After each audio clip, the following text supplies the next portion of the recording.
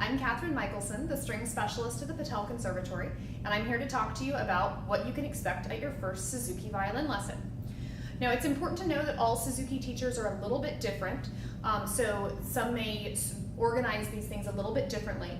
But at a first lesson, you may well start with your box violin that you've made ahead of time, or you may start with the real violin. So things that you might go over are how to unpack the real violin, carefully making sure it's set on the ground or a chair the right way, and then how to carefully lift it out of the case with two hands and standing in rest position. So in rest position, the violin goes under your right arm. Your arm is like a wing going over it, protecting it, and it goes behind the bridge. This is something you'll practice a lot. You might even sing a song that sounds like this.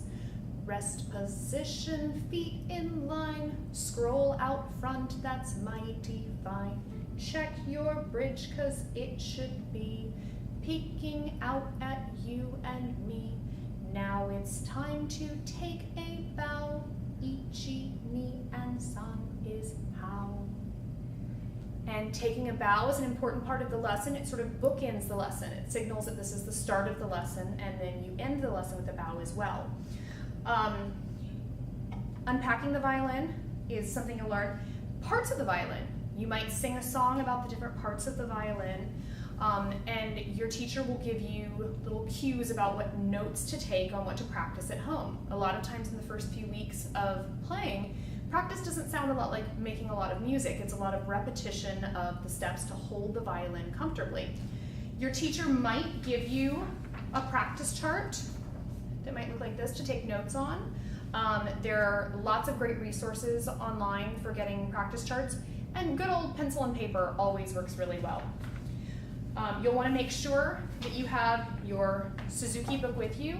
You might go through many lessons without using this book, but the one day you don't bring it is probably the day your teacher's going to need it.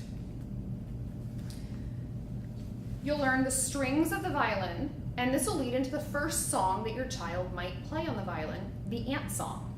So our strings, going from highest to lowest, are the E string, the A string, the D string, and the G string. And so we play a song called the ant song that helps us to remember the names of those strings, and it goes like this. Each and every ant, digging in the dirt, all the way to grease.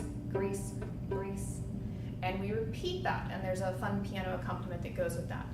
So there are a number of pre-twinkle songs that are songs that come before Twinkle Twinkle Little Star in the book that help us to get ready for holding the violin. And that is what you can expect from the first lesson.